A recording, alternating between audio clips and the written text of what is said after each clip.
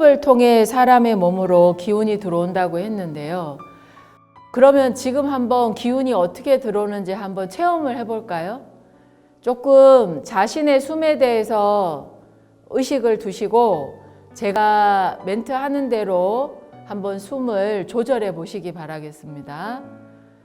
숨을 한번 가슴이 이렇게 열린다라는 느낌으로 숨을 한번 크게 들여 마셔 보세요. 이렇게 입은 다물고 코로만 숨을 들여 마십니다. 자, 숨 들여 마시고 한번 쭉 들여 마셔 보세요. 그래서 여기가 꽉 찬다라는 느낌. 자, 잠깐 참았다가 자, 다시 입은 다물고 코로 내쉽니다. 한 번만 더 해보겠습니다. 입은 다물고 코로만 숨을 들여 마십니다. 자, 숨을 들여 마시고 멈추고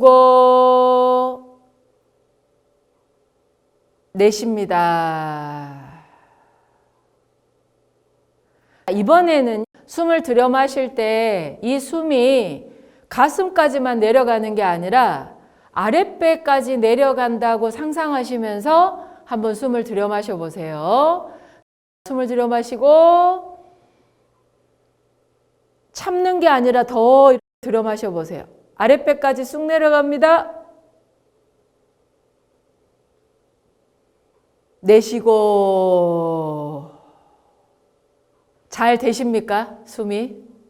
사실은 내가 의식하지 않아도 숨은 들어오고 나가고를 끊임없이 반복합니다. 그래서 호흡은 사람이 살아 있을 수 있는 가장 중요한 생명 활동이라고 할 수 있습니다. 심지어는 내가 잠이 들어 있는 가운데에서도 호흡을 하죠. 나는 의식하지 못해요. 잠에 빠져버렸기 때문에 전혀 의식하지 못하는데 그 의식하지 못하는 사이에도 어때요? 심장도 뛰고 폐도 움직입니다. 그래서 알아서 숨을 들여 마시고 내쉬고 하죠. 숨은 이게 배워서 되는 게 아니라요. 이 생명을 유지하기 위한 가장 기본적인 본능입니다. 그래서 정서적으로 불안해지면 생명의 위협을 느끼면 과호흡이 와요. 막 숨이 막 끊어질 것 같은 그런 느낌. 과호흡이 되면서 정말 뇌의 호흡이 부족해지고 그러면서 모든 기능들이 갑자기 빨간불이 들어오기 시작을 하는 거죠. 선도에서는요, 호흡을 굉장히 중요한 수행법 중에 하나로 보고 있습니다. 선도 수행의 전부라고 해도 과언이 아닐 거예요. 숨을 다스릴 수 있으면 정신을 다스릴 수 있고 몸을 조절할 수 있는 그 주인된 자리를 회복하게 되는 것과 같습니다. 저희가 인생을 살아가면서 제일 많이 하는 말들이 있어요. 아유, 참 사는 게 만만치가 않다. 내 맘대로 되는 게 하나도 없다. 예. 내가 알고 있는데 행동이 그렇게 잘 안 나온다. 그러면서 여러 가지 변명을 대기도 하고요. 핑계를 대기도 합니다. 내가 분명히 마음도 있고 생각도 있고 뜻도 있는데 그렇게 사라지지 않는, 그렇게 행동으로 나타나지 않는 그런 자기 자신을 보면서 자기 자신한테 실망도 하고 자기 자신에 대해서 믿지 못하는 마음도 생기고 그렇습니다. 이 모든 것들이 무엇과 굉장히 긴밀하게 연결되어 있는가 하면 바로 호흡과 연결이 되어 있습니다.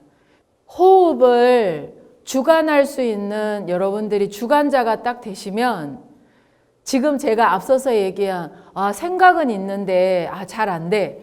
내가 마음은 있는데 잘 표현을 못 하겠어. 그런 분리감에서 벗어날 수 있고 그것들로부터 빠져나올 수가 있게 돼요. 마음을 먹으면 마음 먹은 게 딱 돼요. 생각을 하면 그걸 어떻게 표현하면 가장 좋은 표현이 될지, 어떻게 하면 살릴 수 있는지 그런 의식의 변화도 같이 오게 됩니다. 그래서 숨을 주관하는 자가 정신을 주관하고 의식을 주관할 수 있게 됩니다. 이 정도면 숨을 주관한다라는 건 삶의 질을 변화시킬 수 있는 굉장히 중요한 키워드가 되는 거죠. 여기에 보면 호흡을 통해 기운의 흐름과 성질과 세기를 조절하는 것을 조식이라고 한다라고 표현을 해놨습니다. 숨이 깊어지고 그리고 방향, 흐름 이런 모든 것들을 내가 다 인지할 수 있는 상태를 갖다가 바로 조식이라고 합니다. 내가 숨이 어떻게 들어오고 숨이 어떻게 나가는지를 바라볼 수 있으면 정성스럽다라고 할 수 있어요. 숨이 좀 짧아도요, 괜찮습니다. 아, 내가 숨이 지금 어디까지 들어오고 어디까지 나가는구나. 그거를 바라볼 수 있으면 정성스러운 거예요. 우리가 일상생활 속에서 흉식 호흡을 보통 합니다. 숨의 깊이가 딱 이렇게 가슴까지 내려가요. 그래서 이렇게 몇 번만 숨을 들어 마시고 내쉬었다가 이렇게 하고 나면 가슴이 그나마 좀 편안해지는 거죠. 그래서 흉식 호흡을 보통 합니다. 근데 내가 지금 막 격양된 상태예요. 아까 말한 것처럼 과호흡이 온다거나 무리하게 몸을 썼다거나 아니면 충격을 받았어요. 엄청나게 큰 충격을 받았거나 그러면은 제일 먼저 장애가 딱 어디서 오느냐? 숨에서 옵니다. 숨이 안 쉬어져요.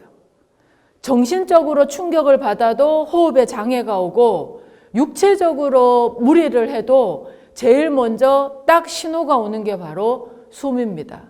흉식 호흡도 안 되게 되면 어디로 호흡을 하냐면 견식 호흡을 합니다. 어깨로 호흡을 해요. 왜? 분하면 어때요? 내가 지금 막 너무 분해요. 분하고 억울한 일이 생겼어요. 그러면 숨이 여기까지 안 내려가요. 그럼 어떻게 해요? 이렇게 되는 거예요. 예, 어깨가 이렇게 들썩들썩하게 되는 거죠. 통상적으로 많이 쓰는 표현이죠. 목숨. 목숨이 아깝지 않느냐 이렇게 표현을 합니다. 목숨이 뭐예요? 목의 숨입니다. 목의 숨. 예, 목의 숨이 여기서 이제 끊어지면 그게 생사가 나눠지게 되는 거죠. 숨이 이제 어깨에서 이제 더 올라가게 되면 어떻게 돼요? 헐떡헐떡하게 되는 거예요. 어깨까지도 못 내려가고 목으로 이렇게 여기서 숨을 쉬게 되는 거예요. 그러면 어때요? 이쪽이 굉장히 많이 상하게 됩니다. 선도 수행을 통해서 호흡이 깊어지게 되면 여기가 뚫리기 시작을 해요. 그래서 어깨가 내려갑니다. 숨이 여기 가슴, 그렇죠. 중단전이라고 하는데요. 여기 횡격막을 지나서 명치 있는 부위 그 아래까지 내려가게 되면 이게 펴집니다. 어깨는 내려가고 그러면 당연히 어깨에 관련된 질환들도 굉장히 호전이 되겠죠. 숨이 잡히잖아요. 그러면 뭉쳐져 있는 근육들, 쏠려져 있던 장기, 펴지 못하는 그런 기운들이 쭉 펴지면서 많은 부분에 대해서 개선이 일어납니다. 흉식호흡에서 내려가요. 쭉 내려가서 배꼽 아래까지 내려가게 됩니다. 횡격막이 풀리게 되고 배꼽 아래까지 내려가서 아랫배 하단전으로 호흡을 할 수 있게 됩니다. 그걸 단전호흡이라고 해요. 흉식호흡 더 내려가면 단전호흡. 단전호흡은 많이 들어보셨을 거예요. 단전호흡 하는데 바로 여기 배꼽 아래까지 숨이 내려가면 단전호흡이 됩니다. 단전호흡이 되고 있다는 증거는 여러분들이 호흡을 하시잖아요. 그러면 아랫배가 온도가 따뜻해져요. 여기는 따뜻해지고 머리는 시원해집니다. 그리고 가슴은 편안해지고요. 그러면 단전호흡이 되시는 거예요. 정성스럽게 호흡을 하다 보면 호흡의 깊은 의미와 생명의 참모습을 알게 되고 내 안에 존재하는 생명의 근원적인 윤려를 되찾을 수 있게 됩니다. 정성스러운 호흡이란 뭐냐? 자신의 숨을 바라보는 거예요. 관하세요.